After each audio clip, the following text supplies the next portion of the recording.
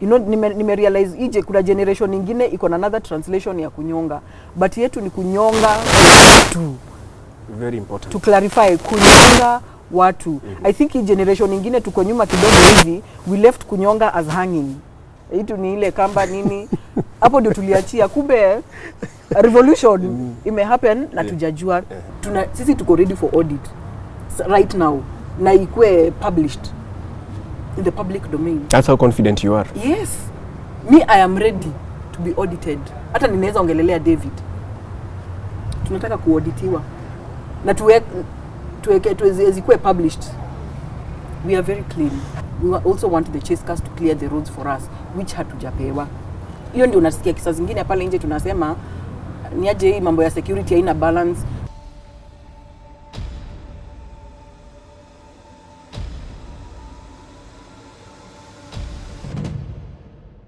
Hello and welcome to this week's episode of Tuko Siasa. My name is Kingori Wangeshi, and this week we have an exclusive interview with a running mate of Agano Party and is running mate to Honorable David Mwaure. Here now is the long and short of it between myself and Madam Ruth Mutua. Thank you. Thank you very much. Karibu Tuko Siasa. Asante sana. Madam Ruth, tell me. Who are you? Where did you come from? Because we just woke up one day and we had and found Agano name Party. Splashed. Yes, Ruth Mutua is the running mate of David Mwaure. Yes. Where's Ruth? Like I said, I am a daughter. My parents are alive. Na wanaka Eastlands. And I am a wife to one Mr. Mutua. Majina zangu ni Ruth Wambui Mucheru Mutua. So my husband is Mutua. Yes. Okay. Na mimi ni auntie. Sasa, there is something interesting about this election. Yes. And I have noticed from your name. We have two R's. Yes. We have Ruto and Raila. We have two W's. We have Wajakoya and we have your fifth, Wahiga. Okay. Interestingly, Wajakoya's running mate is also called Wambui.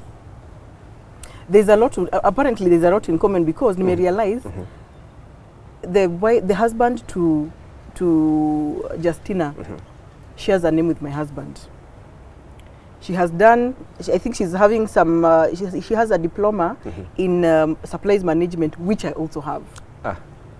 So now this is an election of coincidence. There's some spiritual aspect in all this. Oh, that is, I see where you're coming from. Yeah, the conflict is too much. I see where you're coming from. Yes. Because your candidate is also spiritual. Very spiritual. We are not saying the others are not, but Yes. yours is known to be a reverend. Yes. Now, what is your background? At least you said you have a background in supplies management. Yes. Is that what you were doing before we got to know you as a running mate in politics? No. Mi nime hustle Kingori, nimepambana na life. But let me say first, leadership nilianza kitambo. Kutoka, I can remember my teacher in PP2 akipush mi nikwe prefect. And I refused that she had to report me to my dad. Sana you what's the big deal? Saa kesho yake I was forced to be a prefect. PP2. Now it went over to my primary, my primary school. It went over to high school. Tena nikakuwa prefect. Secondary. And which one That's did you secondary. I went to Keriaini Girls, Muranga. Okay. Mi ni demwa Eastlando nilipelekwa hadi Yeshagi. It was also a good experience. Ilinijenga. Na pia unakuja ku appreciate out there what happens and the different kind of lifestyles. Yes. All right. So how did you decide that now you need to leave what you were doing before to join politics? How what considerations did you have when Agano Party approached you? Oh, maybe it's also good to say that nili hustle probably after shule, cause campus nilikuja kufanya baadaye. After shule I stayed out for a while. Life is tough. Nikaambia ningoje kidogo wengine wamalize shule. They finished. I went did now my diploma. Kutafuta a job was dramatic. Even after the 3 years, kupata job was an issue. Mabeste wameendelea, na get jobs, me I'm stuck outside here. Nimeenda nimefanya supplies procurement, sipati job. Nile you have to trade. Kuna mtu anakuambia vacancy iko lakini anakushow what are you going to give me in exchange? So because me and my principles and my moral upbringing, nilikata hizo stories zote. So I stayed outside a little bit longer. And thereafter Mungu akakama kanifungulia tujobutu tu a contract tunafanya 1 year. Hizi za miezi 3, yani hata nimeuza hata tiketi za movie. Unaambiwa 1 week. I have sold that. Nenda nauza, napata tu kapesa kidogo sustain. Hiyo story tena inakatika, unarudi home. Then sometimes unaambiwa someone is going for maternity leave, we need someone, unakuja unashikilia.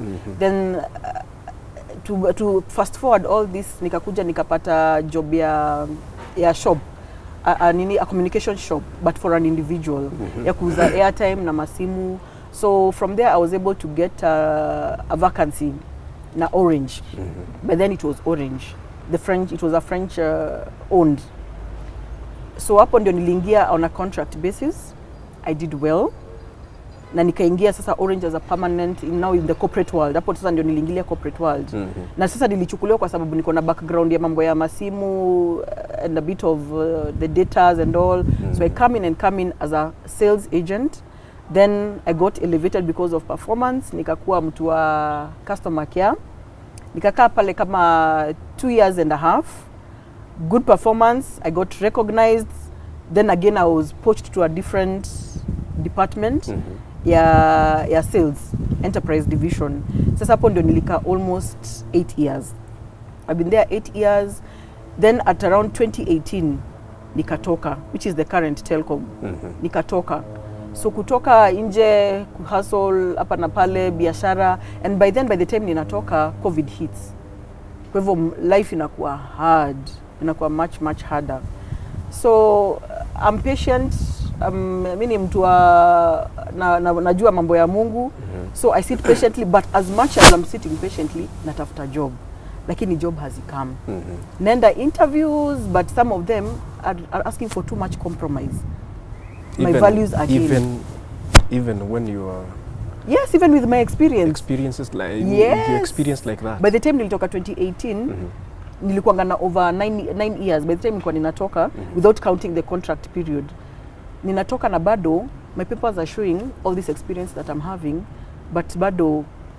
Is it that bad out there? It is bad. Especially for ladies. Bad. It is really bad.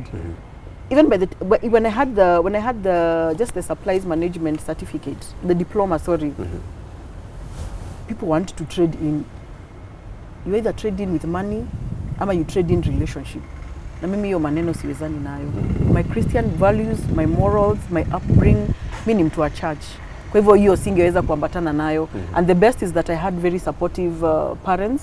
Nenda na waelezea kwa sababu there was a concern, msichana amesoma lakini hapati job. But because I was confining also a lot with my mom, nenda namwambia mom, job iko hivi maybe juu zingine unaitiwa at the point of entry is where manzi unaona hapa I can't because if this is the starting point, it is going to be very costly to even sit in there and work. So Madina yeye pia ni mtu anaogopa Mungu, ameokoka, ananiambia tulia, it's not that bad. So the very supportive. Your time will reach. Yes. And it for sure came. Na ikanipata pale. So when I got in, niliingia nikiwa na ile diploma. Sasa hapo ndio nilitake challenge, nikajirudisha shule. Nikaenda campus. Mimi mwenyewe. Sasa nikiwa job, niliingia kama nimetafuta papers because I felt I needed to advance, but finances zilikuwa na shida. Nikaenda nika apply UON. Nikaenda nikachukua, actually got a BCom, nikapata barua ya BCom. Lakini nikashindwa sasa na venye hapa pia nimeingia job, pressure kibao. Nikaona hapa manze, I think maybe I change this course, nifanye kitu ingine ile itanipatia pressure that I'm able to balance at the same time. Nikaenda nika change, nikachukua Bachelor of Arts. And the advantage was that nilikuja nikaingia na sasa mali nimeingia is a communication company, so nikakuja nikafanya a double major, a degree in communication and sociology. Wow. Nikiwa bado job, it was really strenuous. Na unapenda kukula vitabu? Hiyo nitakula. Sasa utafanya nini? The market outside there is very demanding. So ukikaa bila ku go through, information is power. Ukikaa bila kuangalia vitabu, utaumia. Only that maybe you cannot get to know so much on all other spaces. If you come and ask me procurement and sociology and communication questions, I would thrive. Lakini mimi politics kwangu niliingia kwa sababu it is leadership. It is ideally leadership. Na juu nimeanza niko naona I have successfully run with this group.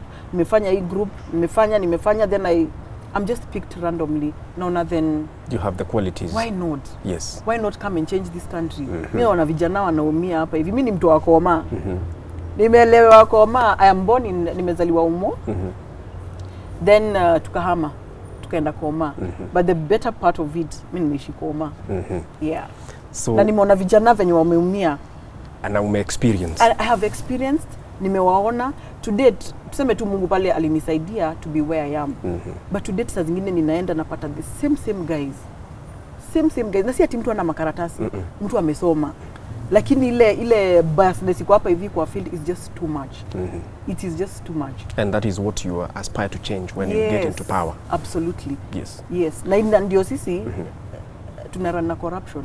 Ile corruption watu wengine hawataki kuongea kwa sababu ndio imetumiza agriculture, sports, mambo ya women, mambo ya youth, people are pocketing money to benefit themselves. It is me myself. Wao wanafikiria me myself and I. They do not think about the rest who need to be catered for, which I don't think it is fair. Tupatie watu chance. Na ndio naambia wa Kenya, give the new people a chance to come to change. Si ni watu tuko kwa ground. To date mimi naendanga kwa soko. Ni venye tu navaa mask hivi. But I go pick my things, naenda kwa soko na buy my stuff, naenda nanunua mkate. I will tell you the price of mkate. Ndakwambia bei ya unga. Mkate hii dogo 400 because of my family. Niko na watoto. Yes, I got married too. Na niko na watoto wawili. How much is it? I buy the 800 grams at 120. Hiyo sasa ndio ina ni sustain, but the 800 grams at 120. Yes. Na wewe mwenyewe ndio unaenda kununua. Mimi ndio I literally buy every day. Every single day. Hata mse wa shop angekuwa hapa hivi angesema yenyewe umadhiana baingi. Na pia unga. I take myself to the supermarket. I don't send. So I know. Mimi mwenyewe naona ile paper bag natoka nayo super. Na 1000. Imagine. Yani mpaka you wondering what is all this? What has just drastically changed all of a sudden? But that means there has to be a problem with our leadership. Naona shida ikiwa juu, wanga ina trickle down regardless from the family setup to the political setup. Kwa hivyo pakiwa na leakage from the top, let us just agree. Kama kuko na leakage pale juu, lazima ita trickle down. Kwa sababu that is the mentorship that you have brought in. Manifesto yenu ni kuhang ama kunyonga watu ambao wako corrupt. Manifesto yetu, first tunasema manifesto yetu iko na agano na Wakenya. This is a covenant with the people. Na hakuna mtu, maybe I correct myself if nime realize ije kuna generation nyingine iko na another translation ya kunyonga, but yetu ni kunyonga tu. Very important. To clarify, kunyonga watu. I think hii generation nyingine tuko nyuma kidogo hivi, we left kunyonga as hanging. Itu ni ile kamba nini, hapo ndio tuliachia, kumbe revolution ime happen na tujajua. But to clarify ni kunyonga watu. Now, sisi manifesto yetu, just a minute. Kunyonga watu is killing people. Yes. This is a party that is faithfully led. It's led by people of the faith. Yes. The commandment, do not kill. Yes. How does it apply to you? Nitarudi back to what I wanted to say. Sisi kunyonga watu, I don't know even how to better put it. Our constitution does not allow kunyonga watu. So for us, our party is value based, and it is also Christian based. It is again, just like you have said, kwa Biblia imesema hakuna kunyonga. We cannot go against that. So wale wanatarajia Agano Party inyonge watu, we are not. We are saying we are following the law. Na unaona our opponents, our competitors, day one they're breaking the law. Day two, or their second manifesto is bado ku break the law. So how much more will they break? Mi naona hii side ingine, I think we are just killing destiny, to be frank. We are killing destiny, lakini mimi sina biashara yao hapa leo. Mimi nataka tuonge leo.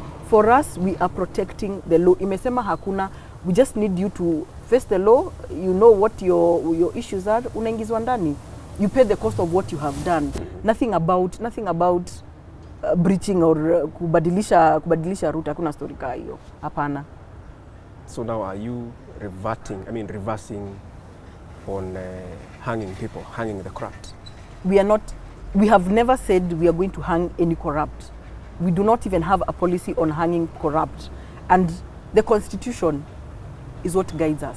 Na unajua the best part is, Mwaure amekuwa in law long enough. He's a senior counsel. Yes. Anajua law through, anajua law clearly. Kwa hivyo hata hawezi kubali. Pia Christian values. You know the best part is, the two of us are Christian based.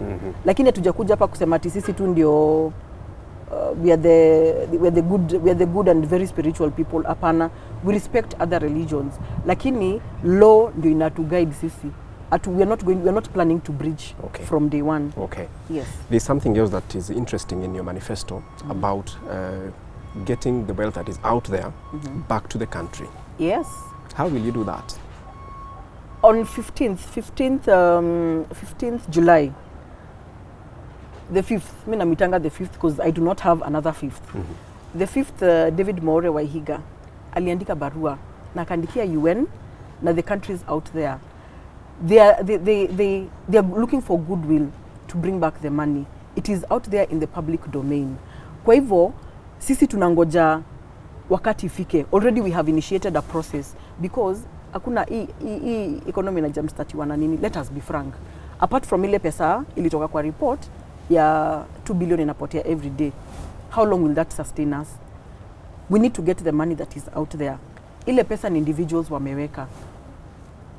Let's be frank, ni individuals. I don't think the country has put out money there. Na unajua hii pesa ni development pesa ya Kenya na ya citizens, ya taxpayers. Mimi ni taxpayer.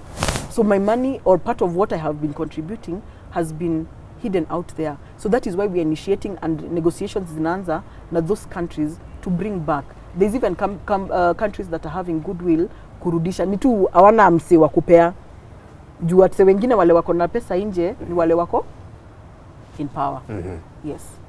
I've always heard that corruption fights back. You are very passionate about fighting corruption. Absolutely. How will you deal with it now head on, or the people, the cartels that are there that will fight back? Because they will definitely do that. It is a step at a time. And unajua tukisema tuta-accommodate a bit of corruption, basi hakuna kazi tunakuja kufanya. Tunakuja kuiface head on, and that is why Mwaure Wahiga is categorically saying, ninawapatia moratorium, mimi nawapatia nafasi. Wewe unajua uko na pesa illegal. Yani kuna you have so many billions in your account na kuna job unaweza account for it.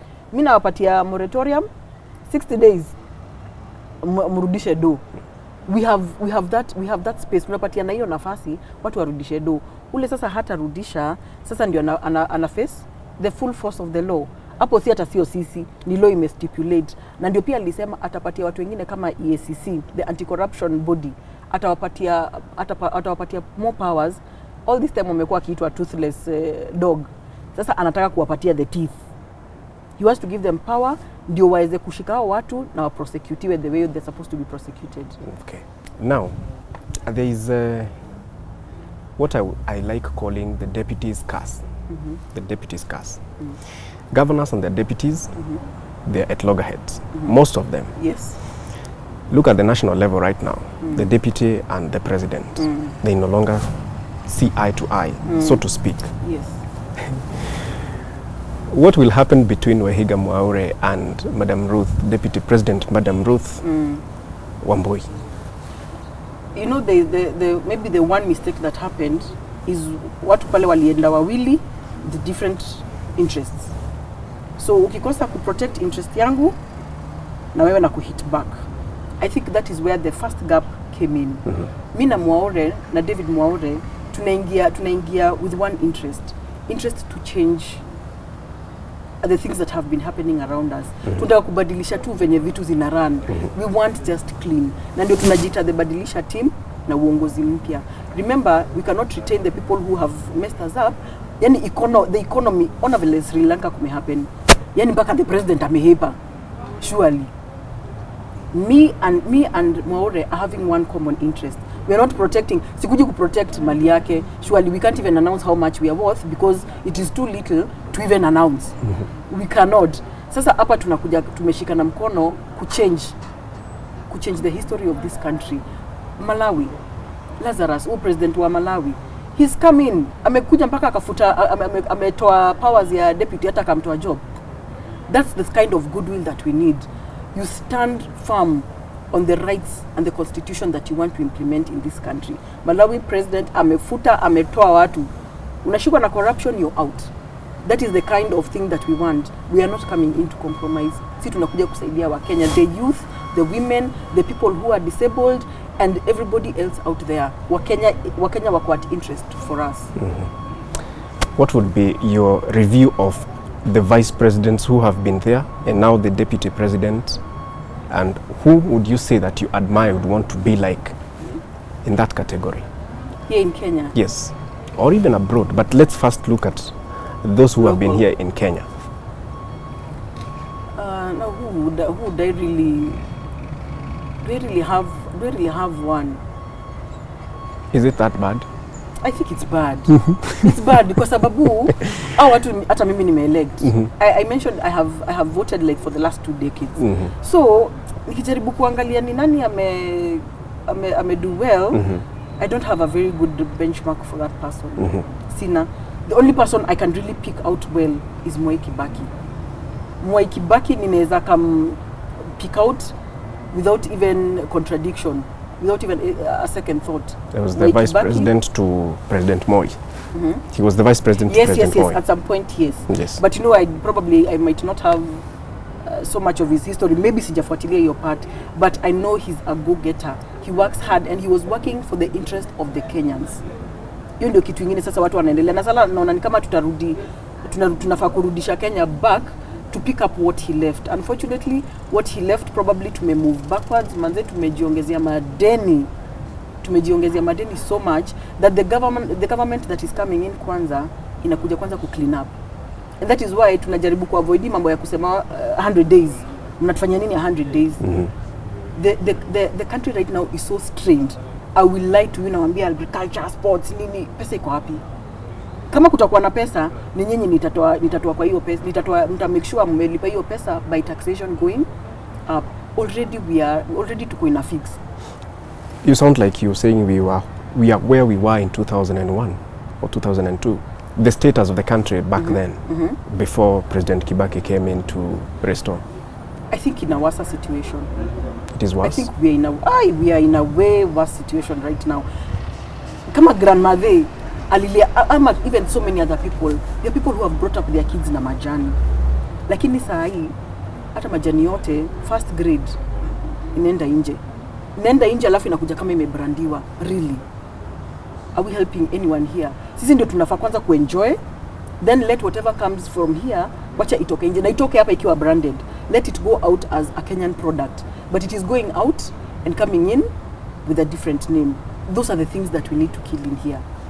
Yes. So we are in a worse situation. Okay. Lakini Kibaki alijaribu. Angepatiwa nafasi, but he rested, hiyo ni mapenzi ya Mungu.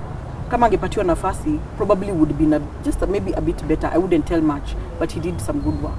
Let's talk about women and leadership. This looks like the election is calling or is called for women. Women leadership is coming out very strongly. What do you feel about that? I am up for the task.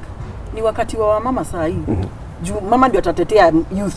Unajua mama ndio akona ile there's just that part about a mother and the children na mwanarika. Mama ndio atapatana na mtoto akifanya kitu amwambie you need to stop that. So when a lady gets into power, it is easy for that woman to bring in balance. One, miswada za wanarika zitaingia. For me, niko na demography zote mbili za mwanamke and the youth.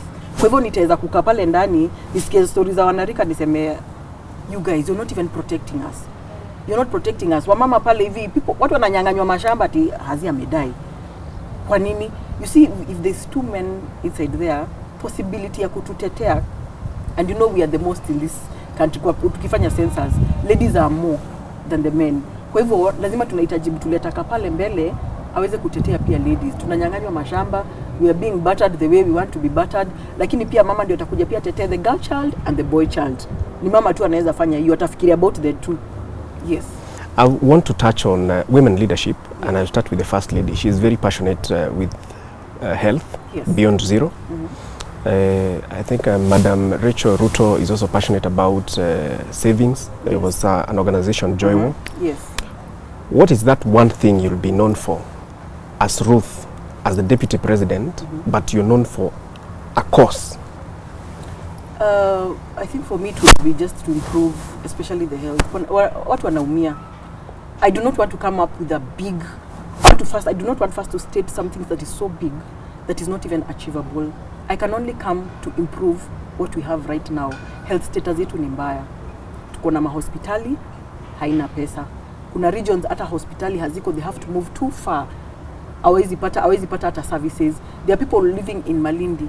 Mtu akitaka some essential services, lazima atoke Malindi, akuje Mombasa town ndio asaidike. So for us we want to balance out resources. Kila mtu apate accessibility kwa sababu all of us are paying taxation in the same way. Kwa hivyo yangu ni improve. That is my first agenda. I'm not coming in to bring big things and wow things. Hapana. Alafu probably malipa mambo ya pesa. Mama mboga. People are straining. People are really straining financially. Hiyo for me is enabling, like unaona kama the circles. Wamama wanakuja wanashikana kama 10. They go, they guarantee each other. Mnapata do. Mama mboga ataweza kupata pesa ya kuboost ile biashara yake. Remember, some of these ladies are single women and they need to pay school fees. They need to pay houses. Watatoa pesa wapi? They might not be able to rush to the banks kupata zile facilities zinapatikana na watu wale wako na documents za security. So such kind, for me, I want to improve what there is for start. Nataka kwanza ni improve so that services are reachable. Then from there we can think what can we expand thereafter. Yes. Mko na wabunge wengine ambao wanatumia chama chenu kung'ang'ania viti ama kuwania viti vya ubunge, vya seneti, governors, because currently you must have numbers in parliament or in legislature for you to pass laws. Do you have? We have MCAs over 30. That is what we have. MPs nitasema hatuna. But you know what, or what the mindset that we want people to have. Hatukuji hapa kwa sababu ya we're not ganging against each other. Wacha watu wachague proper leadership, not about tribe, not about chama gani. You need to look. Huyu mtu naingiza anakuja kuchapa job. It's going to be easy for us kwa bunge kuweza work alongside that. Let us have people who we can work with. That is what we are planning to do with the 5th. Tukuwe na watu tunaweza work now. Usilete the same old, kwa sababu you cannot teach old dog new tricks. You can't. Wataleta zile habits in the parliament. Kwa hivyo watu wa vote safe. Mtu atakufanyia job ndio atasaidia hii nchi. Na huyo mtu ni nani? They know out there. Si wako huko nje. The 5th first. Tuanze ule the first person watu wanafaa kuchagua ni David Mwaure Waihiga wa Agano Party. Na msaidizi wake ni Ruth Wambui Mucheru. Then the MPs are being voted from the regions, from the counties. Let people make sober decisions. Mambo ya kuwa popular watu waache. Walete mtu anakuja kuchapa job, mtu anakuja kuwabadilisha mambo ya maji, mambo ya barabara, the housing and all such kind of things. Watu wakileta urafiki wataumia. And I will echo someone who said, I do not want to mention names right now. Alisema, you make mistakes, you choose the wrong MPs, President ameka State House. There's a lady who said that, if people have listened. Kwa hivyo, hata sisi tunaomba watu, please, choose leaders that will help you where you are.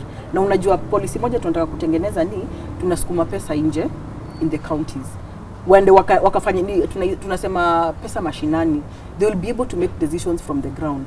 Wakileta mtu kwa sababu this is the common known person and unajua this person is involved in corruption, how will we change that? Ataweka pesa mfukoni and development will be delayed, development will be stopped in your area. So wacha watu wachague mtu atakuja kufanya kazi nao, the citizens and the Kenyans in that area. Yes, msiende na sijui suti, hapana. No. Hii suti yako ni poa sana. Suti yako ni poa sana. Kengori yako smart. Asante. But lakini leadership on the ground. This leadership thing, that word is out there. Watu wanasema watu wapige suti kama ni red kutoka juu hadi chini. It's a mistake. it's a mistake that I have made probably in the past.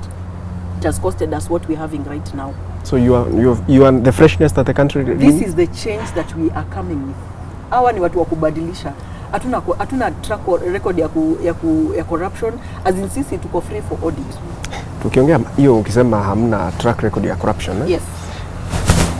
Is that why you don't have money to campaign? I wouldn't say that because tumepata watu wamekuja kutusaidia. Actually, we might be on the ground sometime next week. So, of course, corruption money imewasaidia. Kama tungekuwa na hiyo kind of this massive financial muscle, tungekuwa tunalanda hata sisi na choppers. But you know what? You we haven't? are straight up. We have not. You have not? We have not landed with the choppers anywhere. Tungetaka. Tungetaka. Kengori tungekuanga tumeenda mbali sana. But what we do, we collect what we have, we move. We collect what we have, we move. For us, atukuji kuoneshana muscles and tyranny of numbers. Apana. Okay. Kenyans need to change the way we do things. Come 10th of August, if you're not declared the winner, your ticket Yes. is not declared as the next leadership. Yes. Are you up for any nomination or partnership with the government that will be in power then? Kengori tunaingia. Tunaingia hapo. Si ni serikali yenu? Hii serikali ndio unakaa nayo hapa saa hii. Sasa mimi hata speech hatutatengeneza hiyo ya kunini. Hakuna ya kuconcede? No, surely. Hii government ndio unaingia, Wakenya wamechoka. No, frankly speaking, even you. Don't you think you're tired of what is happening around us? There's just too much bureaucracy. There's just too much tribal. Hatutaki your story. We just need to change. Na Mwaure na myself ndio tunakuja kubadilisha hii maneno yote. Sisi tuko ready for audit right now. Na ikue published in the public domain. That's how confident you are? Yes. Me, I am ready to be audited. Hata ninaweza ongelelea David. Tunataka kuauditiwa. Na tuwezikue published. We are very clean. You are now on a presidential ticket. Yes. There is the issue of security because since we began, I think in May, was it May or June? Around May. When it was declared that now it's official campaign time. It is May. Yes. Na unaona marafiki yetu walianza kabla. 2 years ago. You're supposed to have security so that Yes. you are secure, there are no compromise and the election is not postponed. Yeah. Do you have security? Do you feel safe? Security niko nao, hata wako area wako hapa juu. Security I have. Probably we just feel probably we need more, especially when we go on the ground. Kwa sababu you can see the kind of things that are happening as we come in peace. We come in peace. It's not like we are anticipating vita, but ile kwenda kwa ground. Individual, the bodyguards we have. But when we're going out there is what we're asking for more. We also want the chase cars to clear the roads for us, which hatujapewa.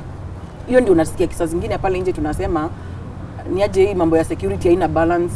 Kuna wale wanapatiwa priority kushinda wengine. Wengine bado wako kwa ofisi. So unaona we are not on the same level and yet we are running for the same ticket.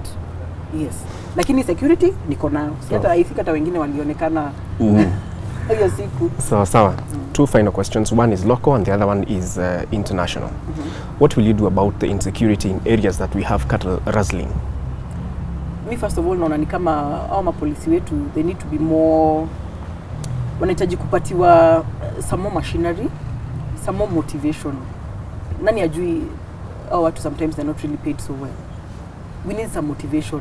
We all know hata wewe mwenyewe ukimotivatiwa kidogo hivi you will do just beyond.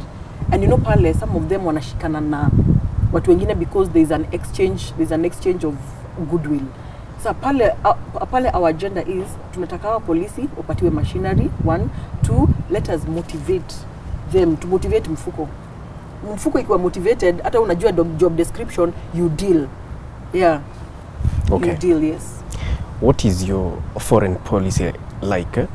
Because it will be very important as as a deputy president, yes, or in the presidency, you'll deal with other countries across the globe. As we speak, I'm privy to information that our standing internationally is very good. What will you do? We intend to retain, if not even improve, on our relationships with the other country. Hatutaki vita, tunaambiwa mara sijui border sijui ya Somali imefaa kufika hapa lakini tuliumia hapa hivi.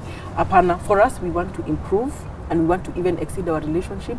We want to improve even our East African community, the body.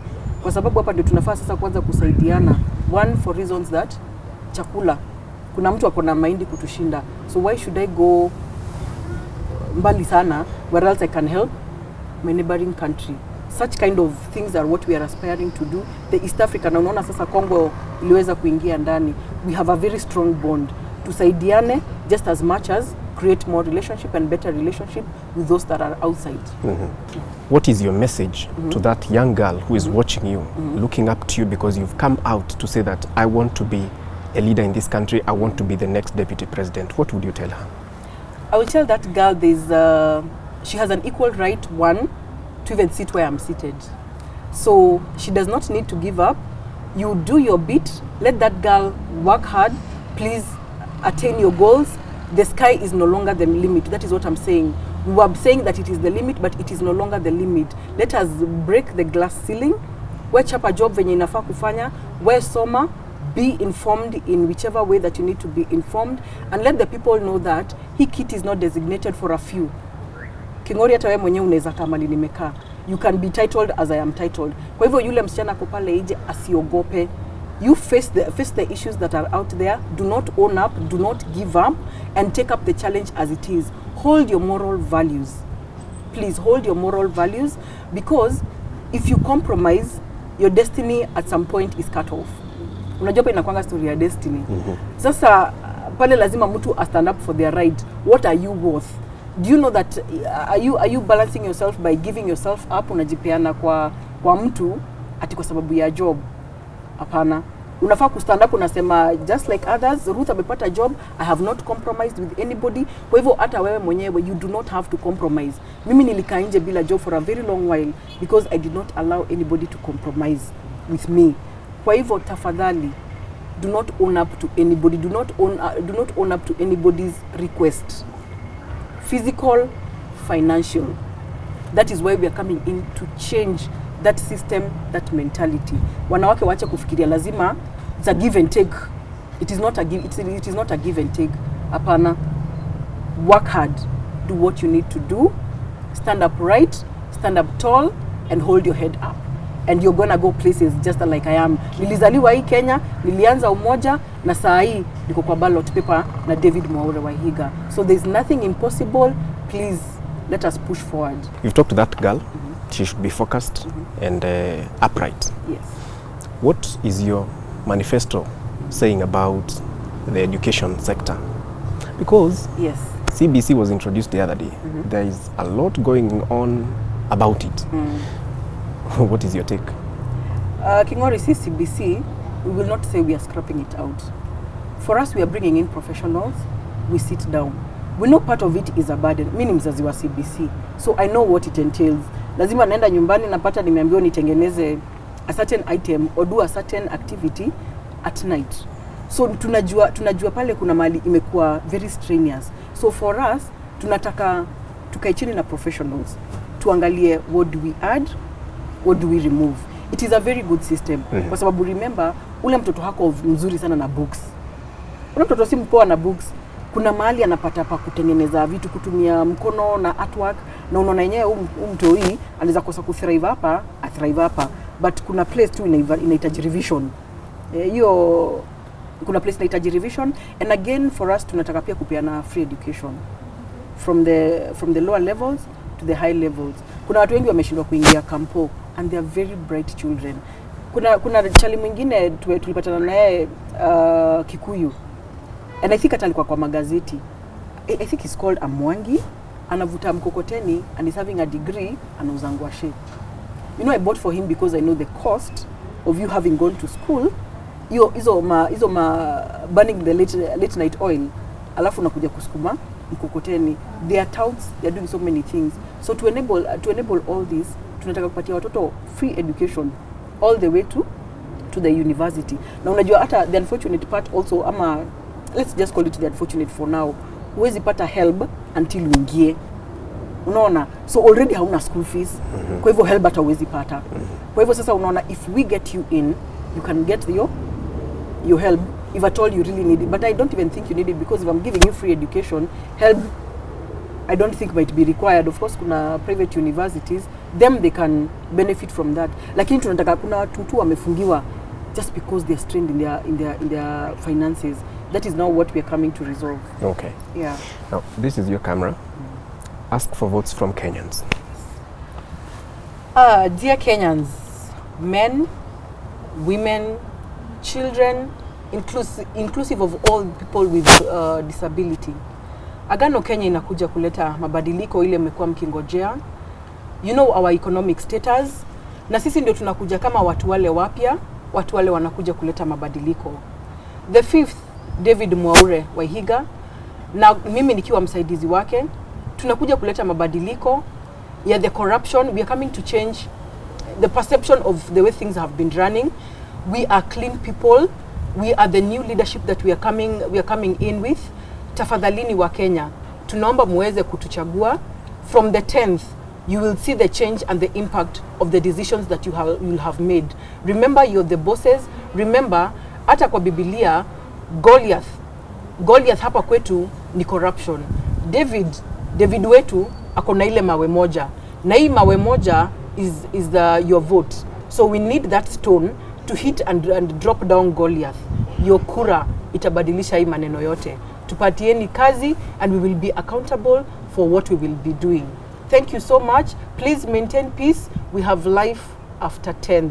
Tuko na maisha baada ya 10th that we need to protect. Thank you so much.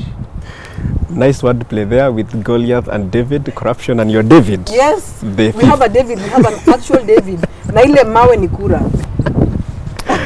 All right, on that Davidic moment, right here on Tuko Siasa, we end it with Madam Ruth Mucheru, is the running mate for David Wahiga Mwaure, that is Agano Party. They say they have a covenant with you.